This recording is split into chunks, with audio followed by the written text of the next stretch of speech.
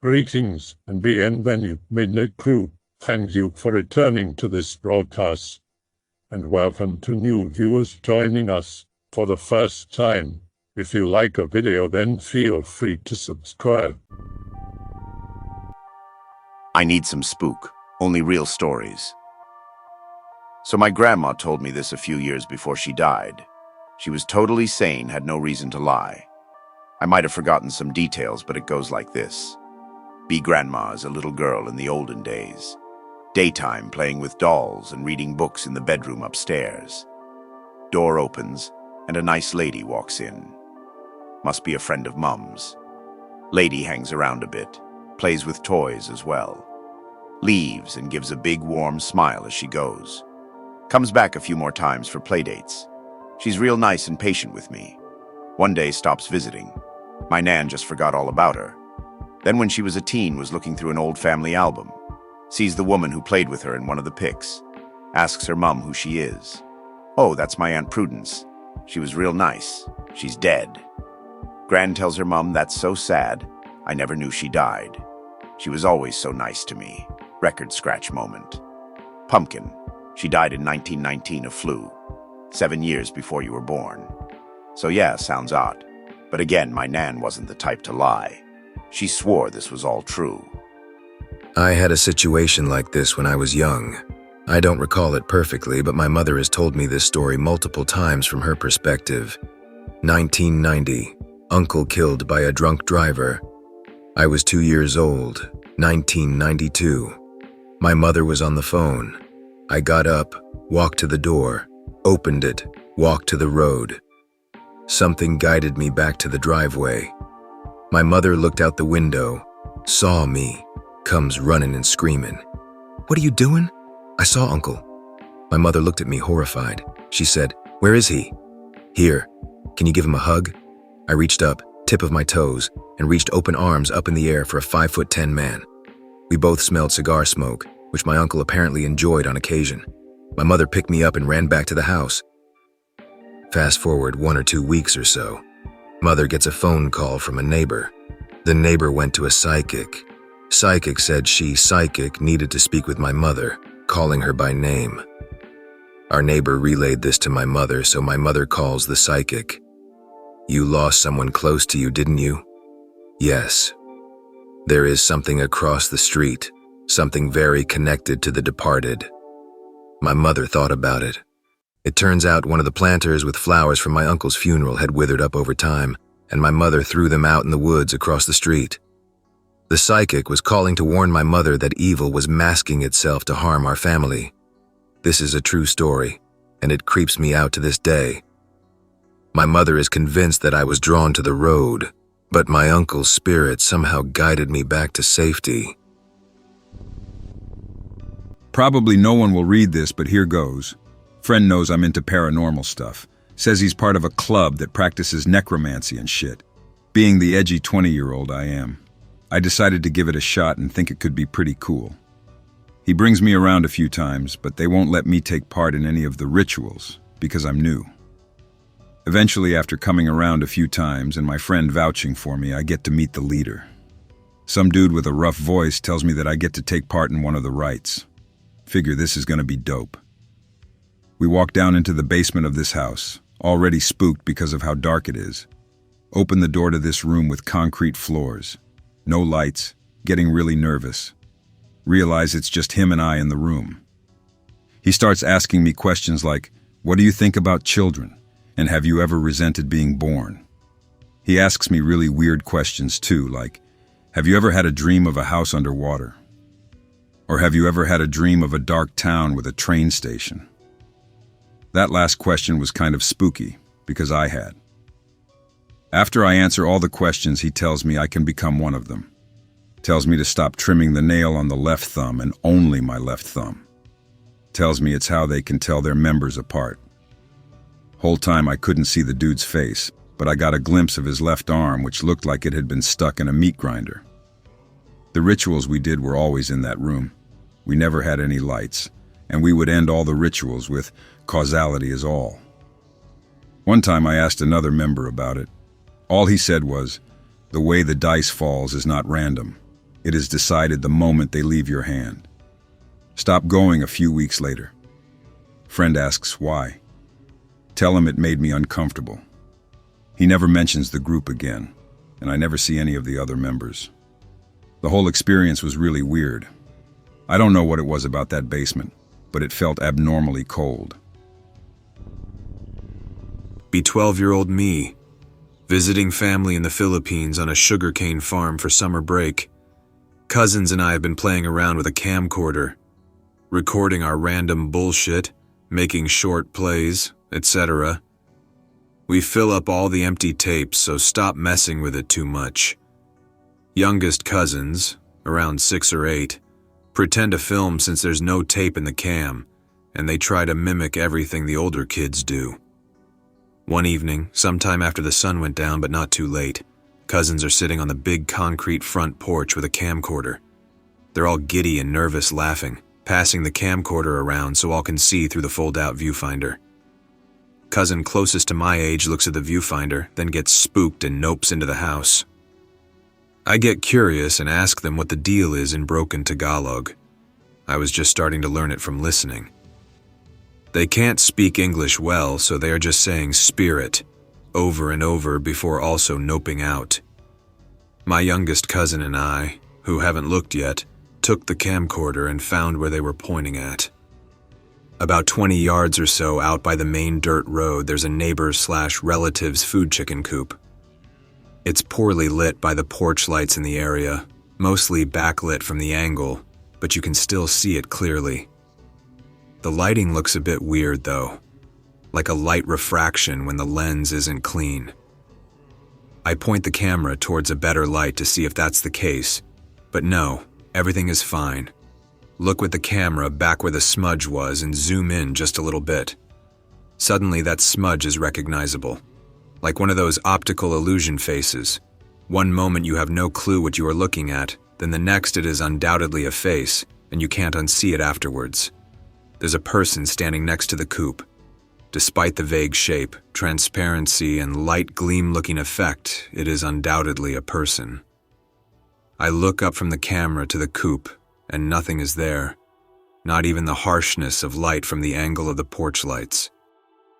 It hasn't moved or changed shape, but just as suddenly as it became recognizable, I became certain that it was a woman. Black hair about shoulder length, wearing a light casual dress, reminded me of a Spanish nightgown or something. It still didn't move, just kinda suspended by the coop. I couldn't make out any features, but I could tell it was looking at the chickens. It seemed incredibly impassive somehow. As my brain comes to really understand what I'm looking at, my skin gets cold and I get goosebumps. Keep in mind this is southern Luzon in the Philippines during June, July. It's like over 80 degrees Fahrenheit at night, with over 90% humidity being the norm. So my skin gets cold, and I feel a chill in my spine, and then this overwhelming feeling of the urge to flee. Not fear, but just an aggressive nope reaction from my body. My cousin does this little squeal, and that's when the shiver goes straight through me. I turn around with the camera, close the viewfinder, and run inside with everyone else where we all just share this feeling. I never believed in ghosts or supernatural shit. I was the biggest skeptic of skeptics until that one moment. That was the first time I went. The next 2 trips I had both had a weird ghost experience, but nothing was ever a really dangerous feeling. Pick is a more recent one of the farm from the mentioned porch. Yeah, I know there's trash everywhere. They don't have a disposal service, so they just toss it out, then sweep it up at the end of the day into a burn pile. Biggest skeptic until you were 12. LMAO. Pretty cool, though. My opinion on ghosts up till then was, they're not real, and if they were, there's no way they could possibly hurt the living. So even though my cousins hinted well enough at there being a real ghost, I didn't feel intimidated by the prospect of seeing one until I did. It was like my body instinctually knew that was something that shouldn't be taken lightly. I didn't feel threatened by it, but there was the feeling like if I did something wrong, the resulting danger was real. I will post the other 2 stories I have a bit later after I get back from the doctors. I have some background info now that I have some retrospect on the experiences. Besides, the other 2 stories are pretty short. Philippine Ghosts Experiences 2 and 3. Be Me Again, 14-year-old this time. This is the 2nd trip. There have been a bunch of changes to the outside of the house, but the layout is still generally the same. First time I visited, they had no running water, just a water pump, PIC related. The guy is one of my relatives. This time they just recently had the running water installed, but it's kinda expensive, so they only use it for the shower and sink. And even then, if there are a bunch of dishes, they still wash everything at the outside pump. This thing isn't the easy kind to get going. You have to put in significant effort to get the handle to go down before the water comes up and the pressure equalizes, but it will bring water up for every full pump. I'm staying in one of the only 2 rooms with a shitty little window AC unit. They built a hole in the wall to fit it in. The other 2 windows you can see in PIC related, the ones on the left with the glass slats. It's about 2 weeks into the visit and we are pretty settled into the daily. We generally spend at least a month or longer since the tickets are so expensive. It's late into the night. Everybody is asleep. Get woken up by Mom. She seems pretty tense and is telling me to move over into her room on the other side of the house for the night. What for? I get up. Not gonna argue since I can see how freaked she is. Everybody else sleeps in the living room, which is connected to the porch from last story. Everyone is awake though, and there is this type of nervous buzz I'm getting from everybody. Once in the other room, my mom hangs a crucifix on the door and above the bed and tells me what happened. Apparently, someone got up to use the toilet and heard the water pump going outside. Confused because it's the middle of the night and the whole house is closed and locked up. Looks out the kitchen window. The house next to ours, in PIC related is the building in the back, is also closed and locked up. The many dogs that hang around the house are the security. They bark like crazy anytime there's a stranger, vehicle, or other large animal nearby. They are dead silent. Nobody at the pump. There's still water being pumped out onto the ground. Freaks out and alerts everybody. Everybody is praying and putting crucifixes everywhere. They didn't want anybody that was close to the water pump, so they moved me into the other room and nobody stayed in there for the rest of that night. The next story was basically the same thing, with the spookening being something else the next time I visited. I think 2 or 3 years later, middle of the night. Somebody got up because they heard something in the kitchen, which is in the back of the house. Walks in, there are 2 hot cups of coffee on the counter. Spoon is still stirring in one. I was asking my mom about all the spookiness one time, and she brought up her mother. Grandmom died when my mom was really young. She doesn't remember her much. She does remember some strange things happening while she was growing up, though. There used to be 2 floors on that house, the top being made entirely of bamboo. The kitchen was up there, and they said that was where my grandmom spent a lot of her time. After she died, people would hear and see the bamboo strips the floor was made out of moving, like someone was walking on them. Eventually, it was happening so much they decided to take that part of the house down so the spirit wouldn't keep going there. There was a coconut tree outside that Grandma apparently really liked too. She would hang out by it in her free time, just relaxing. Sometime after the kitchen thing, someone put some laundry by the tree since one of the hanging lines was there, and when they came back with another load, all the laundry had been hanged already. They had to take that tree down too. Pick is my grandfather on Mom's side. The reasoning was they didn't want anywhere the ghost could go regularly to so it could move on into the afterlife or whatever. She loved her children so much, so they figured she wanted to stay and watch over them because she left them while they were all so young. The past couple of times I haven't had anything strange happen, but I figured it was because everyone was grown up, including the next immediate generation, and we were doing quite well. As I type this now, however, I realize it all stopped after my grandfather died. He was fighting cancer for a very long time, but stayed very strong until the end, where he just went quite suddenly. And it makes sense. Every time all that spooky stuff happened, it was some household task that was going on. In the kitchen, hanging laundry, watching the chickens, pumping water and making coffee. I think she was just watching over us and waiting for her husband so she could move on with him. On a less feelsy note, I did shed a few tears writing that last bit. The Philippines is a haunted land. I've only been on Luzon, the main island, but the rural parts all have this feel to them, particularly when you go off pathways and into the jungle more. When walking through graveyards or in the jungle, it is customary to say, Tabi Po no, which is a polite, excuse me, but to whatever spirits may be nearby, or at least that's what they told me, I won't argue.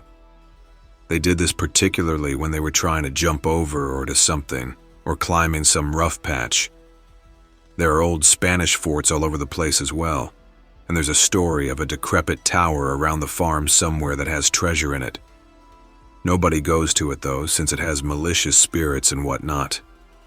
I don't know about that story. Sounds kinda tall-tale-ish to me, but maybe I can ask if we can see it next time I go, whenever that will be. Thanks for tuning in /x/boys. On a side note, I recently told my mom about sharing these stories and went over the sighting once with her since I never told her details. It's odd how the more I recall the experience, the more details seem to come up. I couldn't have looked at the ghost for 30 seconds, but I remember things that I don't think would be possible to notice. Like as I talked to my mom, I realized the color of the gown the ghost was wearing was a creamish color. Really weird considering the figure itself was really vague in general. When I told her the color and described the gown, my mom tensed up a bit and looked at me wide-eyed. "That's my mother," she said. "That dress is what she was buried in." I got the jeebies and she kind of laughed a bit. "I guess she was just wanting to say hi to you. You look a lot like her after all." Apparently bringing this all up has opened my mom up to telling more stories since I've been so interested. I have a spookier one to tell she remembered from when she was still a kid. Also, the haunted Spanish fort story is less ghosts and more, most of it is tunnels underground and it's just completely full of snakes. Like a B-movie explorer in a jungle snake pit level. But that's eerie enough in itself.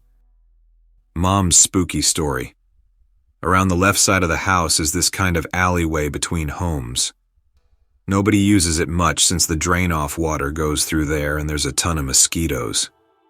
Besides, there isn't really a reason to since it's just a couple extra feet to walk around the front side.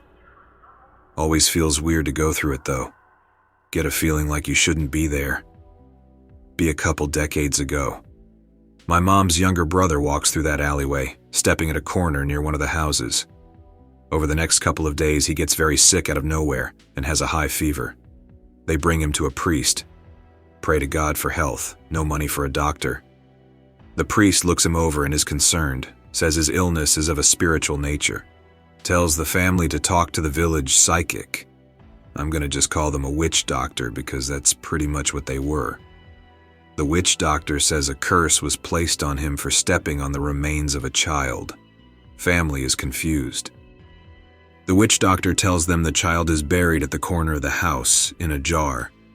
Tells them to get the priest to help them exhume it and give it a proper burial since the child was not baptized, hence the curse. They go home and do as was told, and sure as shit they find a fetus in a jar buried in the corner. One of my mom's older cousins at the time was married to a woman from Hong Kong. She had gotten pregnant and neither she nor the cousin knew. When she found out, she forced an abortion and buried it so no one would know. I'm not sure why she did this, my mom didn't elaborate, just said she was messed up in the head. So the family gets the priest and they do the baptism and exorcism and have a proper burial elsewhere. Mom doesn't tell me what happened afterwards, but says occasionally there will be sounds of laughter heard when everything is quiet. Once her and her sisters saw a kid playing inside the house when it was locked up and nobody was inside. Additional thoughts. I saw someone write somewhere, probably here, that ghosts like the quiet. which is why you don't get many stories of city ghosts. I definitely believe that, especially considering when anything I've experienced has happened when things were quiet all around. This is probably the reason my relatives are so damn noisy while on the farm, whether they realize it or not. They usually have music on loud when most people are up and about, and seem to get restless when there isn't a lot of noise for an extended period. Also forgot to mention my mom's younger brother got better after the burial and has been totally fine since. He's my fave uncle on my mom's side. Pick is my uncle and mom, looking completely like siblings. 2 short stories that happened to me when I was a kid. We lived in a house on a lake. It wasn't very remote, but it was definitely rural. I shared a room with my sibling in both stories. Lying awake in bed trying to sleep. Sister fast asleep in the next bed. There are loud voices coming from the living room. Sounds like someone has the TV turned up really high. Get out of bed and walk down the hall into the living room. As I walk, the voices stay at the same loud volume. As soon as I enter the living room, the voices and sounds stop. Nothing is on. The house is dark and quiet. Turn and start walking back to the room. Sounds start again when I'm halfway down the hall. Sounds like a news broadcast maybe. Quickly go to the living room again and same thing. Dead quiet. The only other person in the house was my father, and I could hear him snoring in his room. When I go back to my room this time, it doesn't start again. Next story. Again in bed at night, this time I was asleep. Woken up by dogs barking, but we don't own dogs and neither do my neighbors. My sister also wakes up to it. It's loud like it's in our house. We walk around the house to try and find the dogs, but don't see anything. Go to father's room. He is asleep. And in his room, the dog's barking can't be heard for some reason, even though it sounds like it's coming from right outside his room. My sister and I get scared since we can't find the dogs, and it sounds like they are getting more aggressive with snarling. We go hide in our room until eventually it stops, or we pass out. Don't recall which happened first. Nothing else happened in that house, but there were some small things in other homes. As a teen, I thought maybe my dad was cursed or something because I never experienced anything strange when I stayed in a house he wasn't also in.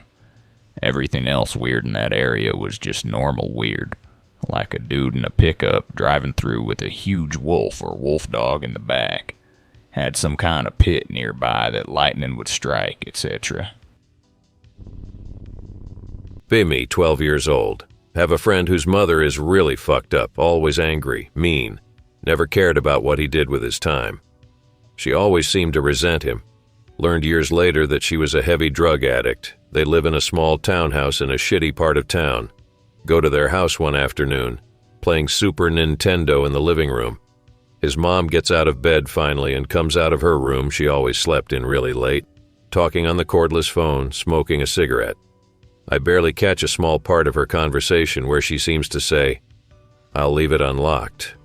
She comes into the living room looking worse than usual, like she'd been crying. She is surprised to see me, says, "You didn't tell me Anon was here." Weird, because she normally didn't give a shit about whether he had friends over. He ignores her, continues playing Nintendo. She goes into the kitchen, grabs her purse, and returns to the living room. "I have to run out for a bit. You okay?" I've never heard her ask him that before. He ignores her, playing Nintendo. She comes over and kisses him on the head. "I love you, okay? I love you very much." He looks at her side-eyed. "Okay, what?" "Anon has to go home. I mean right now, okay? Anon, you have to go now." She walks to the front door and leaves. My friend tells me I don't have to leave. Tells me she's just being a witch, playing Nintendo. I'm a little bored. I get up and begin sort of aimlessly poking around the living room, checking out wall hangings, a portrait of my friend and his mom. Walk over to the front door and notice that it's unlocked. Without really thinking about it, I lock the door. Bored of being bored, so I return to sit with my friend to play Nintendo. We're playing. Suddenly, the door handle starts jangling. It gets more intense, like someone is really hauling on the door trying to open it. My friend looks at me scared. We rush to the front window. Some guy is reefing on the door with all his might trying to open it. We step back before he sees us. We stare at the door, terrified. The guy is giving everything he has, trying to get inside. My friend starts crying. Oh my God, he's going to break the door. Noise stops and the door is silent again. Run to the window, nobody's there anymore. We look at each other, horrified. My friend goes back to the window to check. My eyes dart to the kitchen, the back door. Run as fast as I can to the back door and lock it. Just then I can see the shadowy silhouette of somebody at the back door. Door handle jangles. I step back absolutely petrified. The dude kicks the door and swears before running off. Through the back window I can see him run away. We go to call the police. A cordless phone is nowhere to be found. I bet the mom tried to sell her son to that guy. What happened to your friend after that? He spiraled pretty bad for a while later in life and got into drugs himself, but turned it all around eventually. I actually saw him about a year ago because he ended up moving into the city I live in. Has a family of his own now, doing okay. I mentioned the story to him and we baffled over it together, but I don't think he saw the details that I saw. He didn't mention what came of his mother, so I assume she is still alive somewhere. Probably easily explained, but freaked me out at the time. B19, live in a small town. Tight with two other friends, guy and girl. Nothing to do here at night. The closest city is about an hour and a half away. So we just drive around dark, deserted roads. Usually I will find somewhere to pull over, get out the car and talk, dance, shout into the night. 2 a.m. we are lying on the road. Side road off the highway, 10 miles from any homes. It's only pine trees. Totally safe. Straight stretch of road, and there probably won't be another vehicle for a couple hours anyway. Lying side by side, staring at the stars, laughing like goobers. Hear crack of a twig. Probably a deer, but still makes me uneasy. And I shh the others. They're still laughing, but I can definitely hear what sounds like something walking in the trees. Get anxious and tell them both shut up. Yeah, that's footsteps. Female friend calls out, "Who's there?" I whisper to her to shut up. No reply, but footsteps have stopped. My spine goes cold, eyes are watering, total fear. Guys, let's get in the car. All pile in, I lock the doors and turn on the ignition. Surreal, it's like a movie LOL. Feel what I can only describe as icy white fear. Just as we start to move, there's a massive crack at the back of the car. All of us yell or scream. A rock hits the trunk. Scream some more. I floor it. Friend in the back yells he can see something. He said there was a guy bear type thing that walked out of the trees and onto the road. Said he couldn't make anything out because only going by moonlight and rear lights. At least 7 foot tall and built like a truck. I tell myself it's probably an old hermit kind of guy. Also, this happened 20 years ago. And maybe my recollection has gone a bit wrong on some parts. But yeah, it could have been that other thing. Who knows? Be me 14. I live in an apartment that is extremely haunted. Everyone in the family is tense and nervous. Anger and outbursts as soon as you step in the front door. Start looking into fairy paranormal stuff and researching it. One night, I leave the window cracked 5 inches open because it was hot. Have a window screen, so don't think too much of it. Wake up late, laying on the left side facing the window. Feel something small pressed against my belly. I grew up with cats so sleepily I think it must be the cat that got in bed with me. Suddenly realized the bedroom door was closed, and the cat we owned had never slept with me. As soon as I have that thought thing against me leaps out the window right through the screen like it wasn't solid. Okay, don't fucking laugh, right? The blur of it going out the window was a little man 4 to 6 inches tall with a 4-inch tall red pointy hat on his head. Look at the window baffled. Close the window and lock it. Never sleep with the window open again. It was not sleep paralysis because I was wide awake and could move and breathe fine. It was not a waking dream where a dream is hallucinated while you're awake in front of you. I've had those a fuck ton. After I was in the hospital awake for 3 days, my mind was so desperate for sleep I hallucinated dreams while awake after the 3rd day of no sleep. I wish I had never experienced it because you can't just fucking tell people you caught a garden gnome looking bastard most likely trying to feed on your life force. I hope that you enjoyed tonight's broadcast. If you enjoyed tonight's story, then please subscribe to the channel as more Greentext will appear daily. A new broadcast will appear when the clock strikes midnight Central Time.